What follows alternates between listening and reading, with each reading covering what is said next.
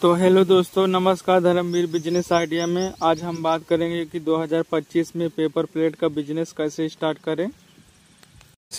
करें। तो आज हम इसी वीडियो में यही बात करेंगे दोस्तों।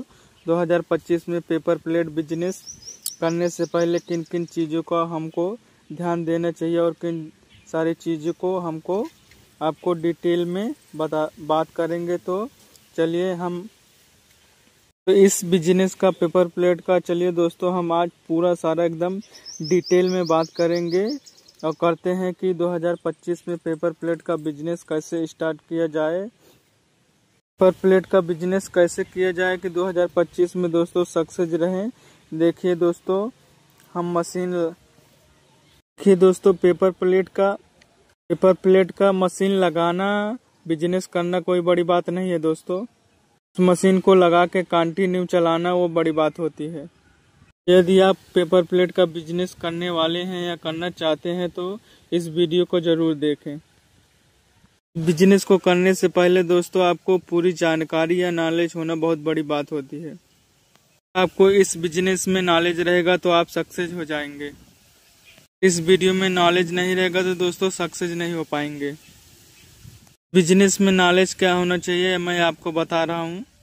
आपको अपने मार्केट में या कहीं भी मार्केट में आपको कस्टमर से कैसे बात करना है वो आना चाहिए दोस्तों। ये नॉलेज होना आपको बहुत ज़रूरी रहता है।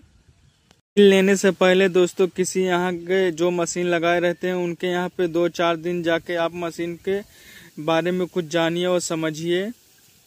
तो अगर आप जाके उस मशीन वाले के यहाँ 2-4 दिन समझेंगे तो आपको उसमें क्या क्या मतलब खराबी या नुकसान हो सकता है दोस्तों थोड़ा बहुत उसमें मतलब नॉलेज ले सकते हैं। तो उसमें जो भी प्रॉब्लम होगा उस मशीन को आप कुछ भी प्रॉब्लम हो जाएगा तो दोस्तों थोड़ा बहुत नॉलेज रहेगा तो उसमें ठीक कर सकते हैं आप। दोस्तों पेपर प्लेट का मशीन लगाने से पहले 2025 में आपको कैलकुलेशन आना बहुत ज़रूरी है, क्योंकि बगैर कैलकुलेशन का आप नहीं कर सकते हैं। कैलकुलेशन ये होना चाहिए कि दोस्तों हमको कितना मार्जिन रख के बेचना है और कितना उसमें कैलकुलेशन करना है, कितना हमको बचत होगा उसमें। एक कैलकुलेशन बहुत ज़रूरी रहता है दोस्तों। तो दोस्तों कैलकुलेशन आना चाहिए कि हमें कितना बचत होगा। तो बचत के लिए कैलकुलेशन कैसे निकालेंगे वो मैं बताता हूँ, तो आप जोड़ लीजिएगा दोस्तों।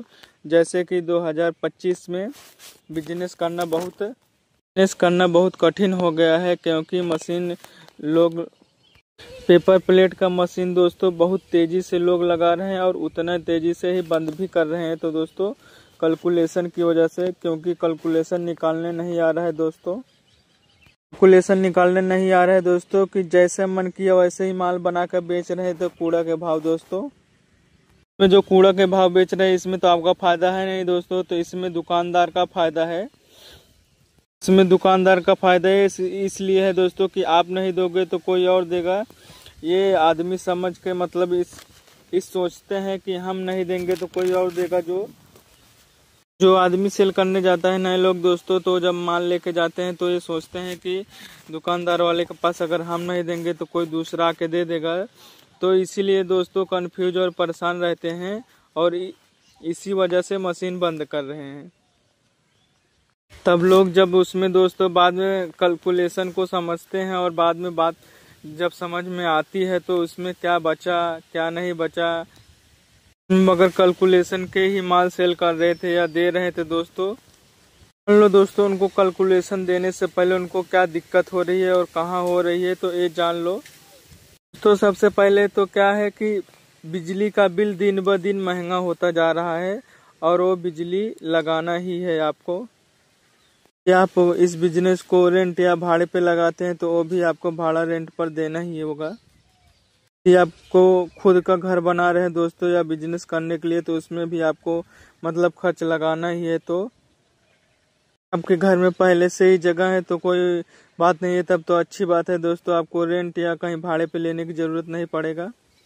बात नहीं चल जाएगा दोस्तों आपके घर में रहेगा। तो 2025 में अगर ये बिजनेस पेपर प्लेट वाला कर रहे हैं तो आपको ये समझना ज़रूरी है कहाँ कहाँ हमको बेचना है और मार्केट में कस्टमर से कैसे डील करना है। तो आप नए होते हैं तो जब मशीन लगाते हैं या लगाने जाते हैं, अब नए मशीन लगाए रहते हैं दोस्तों, जब आप कस्टमर या कहीं भी किराना की दुकान पे जाते हैं तो आपका उतना एक्सपीरियंस नहीं होता है। कस्टमर से हम कैसे बात करेंगे और हम कैसे अपना माल बेचेंगे। लेकिन आप जिसके पास सैंपल दिखाने के लिए जाते हैं वो तो आपसे पहले से उस काम को कर रहे हैं। लेकिन आप जहां जाएंगे वो दुकानदार तो उस दुकान को पहले से ही खोल के रखा है, तो आपका एक्सपीरियंस उससे ज़्यादा होगा उस दुकानदार वाले का। तो जब भी आप अपना प्रोडक्ट लेके जाते हैं उस दुकानदार वाले के पास या दिखाते हैं ये चीज़ बनाते हैं तो ज़रूर तो हमें बताना कि आप प्रोडक्ट हम बनाते हैं, तो अगर ज़रूरत होगा तो हमें ज़रूर बताना।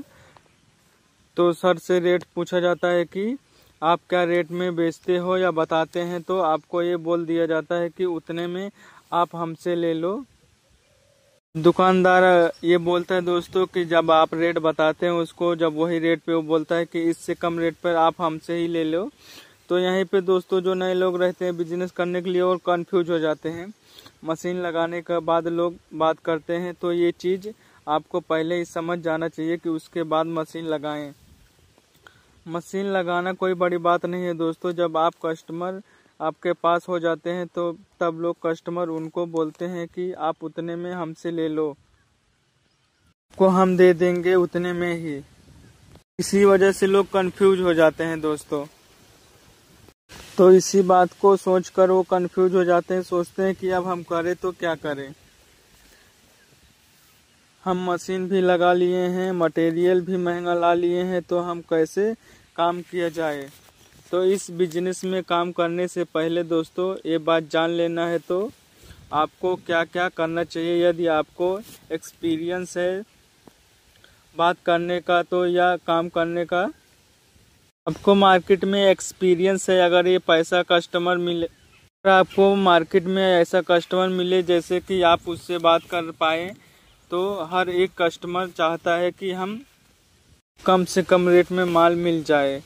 तो जैसे दोस्तों मान लो कि आप मशीन लगाए हो और सस्ते में चाहते हो कि रॉ मटेरियल मिल जाए और उसके बाद सस्ते में ही प्रोडक्ट बेचे। लगाए हो और रॉ मटेरियल चाहोगे कि आपको सस्ता मिले, सस्ता से भी सस्ता मिल जाए। तो उसी तरीके से दोस्तों दुकानदार वाले भी चाहते हैं कि हमको कम से कम रेट में दोना पत्तल का प्राइस मिल जाए। तो यदि आप इस पेपर प्लेट बिजनेस का काम करते हो तो आपको ये सब फेस करना होगा कि आपको दुकानदार से बात करने से कैसे आना चाहिए दोस्तों। बात करने का तरीका होना चाहिए। आपके पास पैसा होना बहुत ज़रूरी है मार्केट में उधार देने के लिए, क्योंकि आप उधार नहीं देते हो तो वो आपसे वो चीज़ नहीं हो पाएगा। क्योंकि आप माल बेचना है, तो अगर आपको माल बेचना है तो आजकल हर कोई उधारी पे चल रहा है। सब लोग क्या कर रहे हैं कि जो लोग नए मशीन लगा रहे हैं वो लोग क्या करते हैं कि माल बनाकर दुकान पे जाकर रख देते हैं और रख के चले आते हैं। तो अगर दुकानदार के पास जाते हैं तो दुकानदार वाला ये भी कहता है कि ठीक है माल बनाकर बेच रहे हैं तो यहाँ पर लाके रख दो, माल बिक जाएगा तो पैसा दे दूंगा। भाई माल बिकेगा 2 महीने बाद तो 2 महीने बाद पैसे देंगे। माल बिकेगा 2 महीने बाद तो दोस्तों 2 महीने बाद पैसे देंगे। और इसके अलावा कैसा काम करेंगे यदि आप इस बिजनेस में दोस्तों, जब आपका उधारी हो जाएगा तो अगला आप काम कैसा करेंगे, नेक्स्ट में उसको माल बना के कैसे दूसरे के यहाँ सेल करेंगे। तो ये सब बात को आपको ध्यान रखना है दोस्तों। यदि आप इस काम को करते हैं तो आपको ये भी बात ध्यान देना है कि आपके पास पैसा होना ज़रूरी है उधार देने के लिए, क्योंकि मार्केट उन्हीं लोग का चल रहा है जिसके पास पैसा है, और मार्केट उसी का अच्छा चल रहा है जिसके पास जो उधार मार्केट में दे रहा है और सेल कर रहे हैं। और जो बंदा सोच रहे हैं दोस्तों कि हम पूरा कैश में ही काम करेंगे, तो वो बंदे बैठे हुए हैं। उसके बाद उधार देने के बाद अगर लो कॉस्ट में माल दे रहे हैं तो सही है दोस्तों, माल सेल होगा। यदि आप सोचते हैं कि हम हाई क्वालिटी अपना बेस्ट माल बेचेंगे तो ऐसा वो लोग नहीं लेंगे, तो इसमें आप सक्सेस नहीं हो पाओगे। तो मेन बात यह है कि अगर यदि आपको 2025 में पेपर प्लेट का बिजनेस चालू करना है तो कैलकुलेशन बहुत ज़रूरी है सीखना आपको। अगर आप कैलकुलेशन सीखना और आपको ध्यान ये देना है कि जब आपको कोई कस्टमर डील करता है तो अगर हम किसी को रेट बताते हैं तो उसको हम फटाक से अपना उसको मार्जिन रख के बता दें, ताकि उसको भी प्रॉफिट हो और हमको भी प्रॉफिट हो और मेरा माल भी बिचे और सेलिंग भी हो और कस्टमर को भी रेट भी अच्छा लगे और हमको भी अच्छा लगे। तो यदि दोस्तों ऐसा मटेरियल उठाते हैं जो आपको रेट भी कम रहे और सस्ता भी रहे और सेल भी बढ़ जाता है ज़्यादा और उस प्रोडक्शन भी मशीन का ज़्यादा रहे, तो उस टाइम पे हमको ये काम करना चाहिए। अच्छी क्वालिटी का मशीन भी हो जाए दोस्तों तो अच्छे से काम कर पाएंगे। तो अगर आप सोचते हैं कि हमने तो YouTube पर वीडियो देखी है और देख ली है तो बहुत लंबी लंबी ख्वाबें दिखाई जाती है YouTube पर दोस्तों कि 50,000 का मशीन लगाओ लाखों रुपए कमाओ और 10,000 का मशीन लगाओ या घर बैठे 20-30 हजार रुपये कमाओ, 20-30 हजार कमाओ। तो ऐसा नहीं है दोस्तों। अगर आप ये सब बात बोलना आसान है दोस्तों, करना नहीं है। सब बात दोस्तों सिर्फ बोलना अच्छा लगता है और करना नहीं अच्छा लगता है। यदि आप मनगढ़ंत कहानी सुनकर के पेपर प्लेट का बिजनेस स्टार्ट करना चाहते हैं तो दोस्तों रुक जाओ। पहले आप इस बिजनेस के अच्छे से, इस पेपर प्लेट बिजनेस को आप अच्छे से समझ लो और देख लो, उसके बाद जाकर करो। और दोस्तों एक बात ये भी है कि आप जब मशीन लेने जाते हैं तो अच्छी क्वालिटी का लें और जो अभी डोनर डाई या प्लेट ये सब चल रहा है वो वाला नहीं लेना है आपको। जैसे 675 का चल रहा है तो आपको 6.5 इंच का ही लेना है। आपको अगर 575 का चल रहा है तो आपको 5.5 का ही लेना है। और उसके बाद अगर आपको 4.5 इंची का चल रहा है तो आपको 4 इंची ही लेना है। तो दोस्तों जो पहले डाई चलता था वो वाला डाई नहीं लेना है, क्योंकि वो डाई लेंगे तो आपको उसमें वेस्टेज ज़्यादा निकलेगा और उसके बाद उसमें पीस भी कम लिखेगा। तो दोस्तों ये सब का भी ध्यान देना है आपको जब भी डाई और रॉ मटेरियल लेने जाते हैं।